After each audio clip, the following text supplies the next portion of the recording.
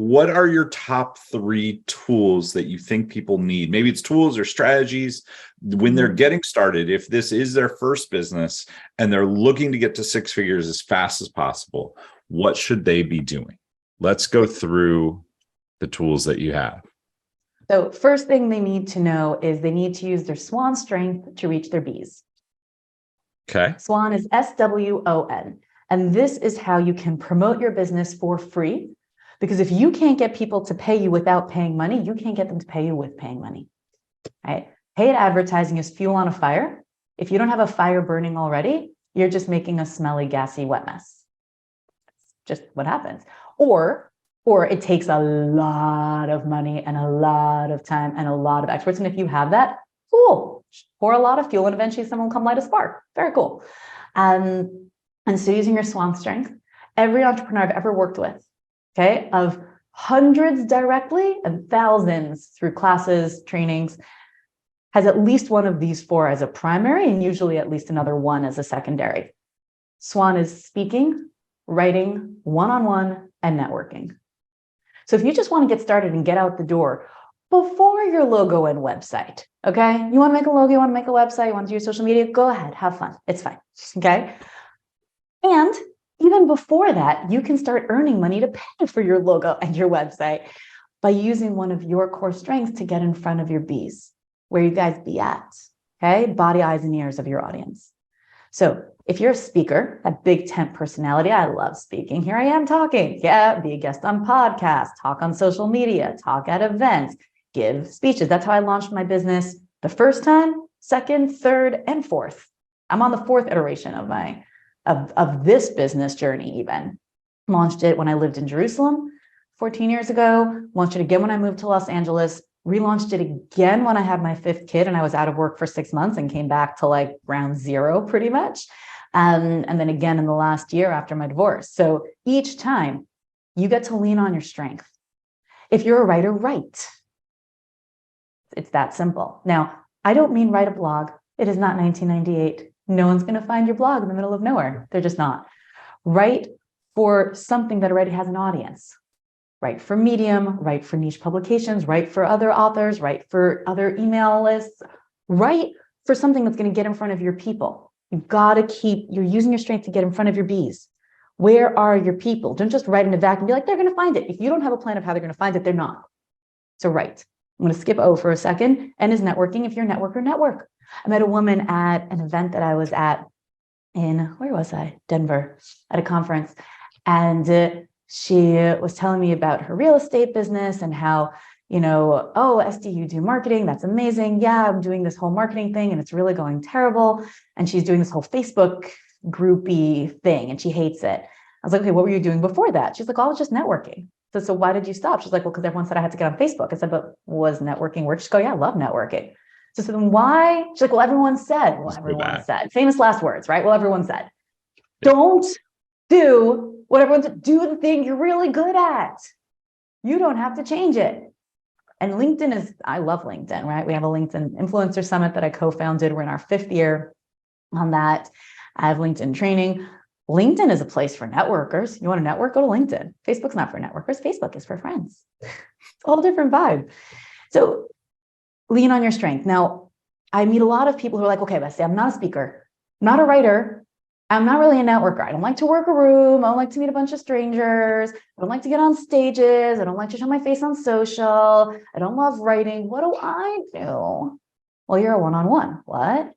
Means you have deep relationships and deep connections with people. Oh yeah, definitely. Great.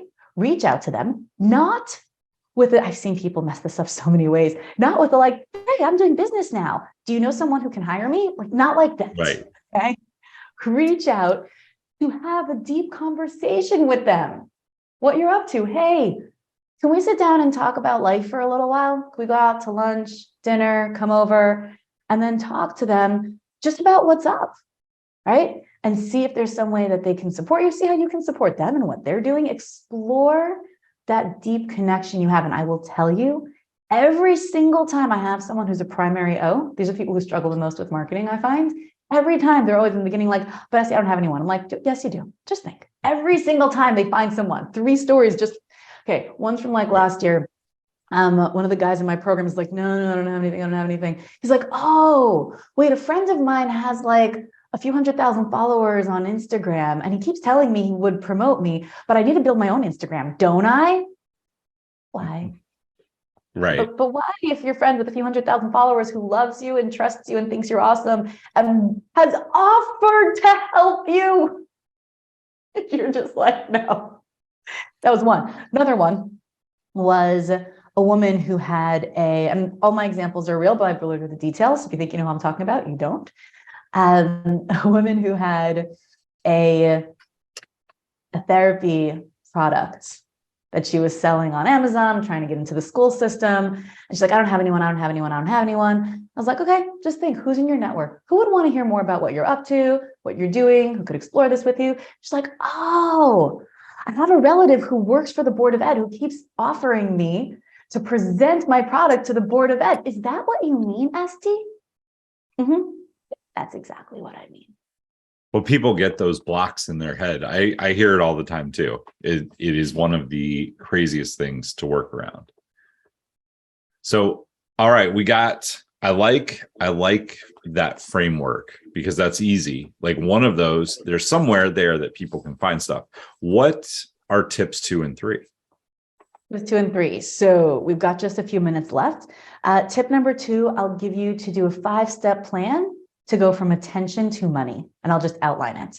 Okay. Some people have 3 steps. I like 5 because it helps you break down where something is getting stuck. Awareness, interest, evaluation, negotiation, decision. Now, some people put awareness and interest into attention. I don't. Okay. Sorry, attention, interest instead of just awareness, because someone could be aware of you and not care. Right. So how are you getting someone's attention? Right. What are you doing to get them interested once you got their attention? Right. That's usually the content of the thing that got them interested. It's your message typically. And then how are they going to evaluate you? Most people think that a website is their attention tool. Really? It's like going to get in front of someone. Is it walking on legs and going to stand in front of them on their screen by themselves? Like, how are you getting someone's attention? You need to get their attention with your swan strength where they're at. Okay. So there's got to be a way for them to evaluate you. It's a phone call. It's a website. It's a flyer. It's a brochure. I don't care. How are they evaluating you? Negotiations on price.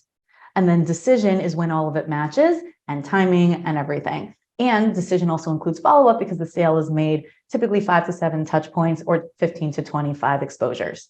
And so understanding that framework and then breaking down any free or paid advertising protocol you're doing into these 5 parts, that is magic for my businesses that are doing over 100K, for anyone who's doing anything paid, or for anyone who's attempting even a free strategy and wants to know, well, where isn't working? I'm not closing the deals. Great, let's break it down. How are you getting attention? Are people interested? Where is the hole? Find the hole. There is a path from person to money. You have a solution to someone's problem. They want your solution. Where is the breakdown? So have those 5 steps. That's another big tool. And the third one, what else can I tell you really fast? Make sure you're solving a problem. Make sure this is like super foundational. You can create a problem and then tell people how you solve it. That's harder. It's more expensive. Right. So I told you, I study neuroscience, consciousness, quantum physics for fun. I read psychology books for fun. To get into someone's head enough to tell them they have a problem they didn't think they had and that you solve it, you can do it. It takes longer, it costs more, but you can do it. But to come to someone who knows they have a problem and show them how you can solve it, and you can solve it in a way that they like, that they can afford, that works for them, that's much easier and much faster. And so if you want the quick road to success, my son just came to me last night, my 12-year-old, and he's like, okay, Ma, I want to start a business. I said, great. What do you want to do? He's like, I want to sell my toys. I said, great. Who wants your toys? He's like, I don't know. I said, well, who might want your toys? People on the street. Why would they want them? Well, because they're good toys. Like, what problem are you solving with the toys? Who wants to buy them? Oh, because you're a cute kid standing on the street selling toys for $0.25? Cool. I bought those toys, by the way. They were more than $0.25. I'm not sure I like. Are you looking to scale your business but trying to figure out how to get your message across? Well, go to storyselling.how to grab my free course that will show you how to discover everything that you need to build your business through stories. These stories work whether it's in social media, email, or public speaking. There are 5 core stories that you'll learn. You'll be able to use all of them by the time you're done with this course. Again, that is storyselling.how. If you enjoyed today's episode, make sure to tune in next time.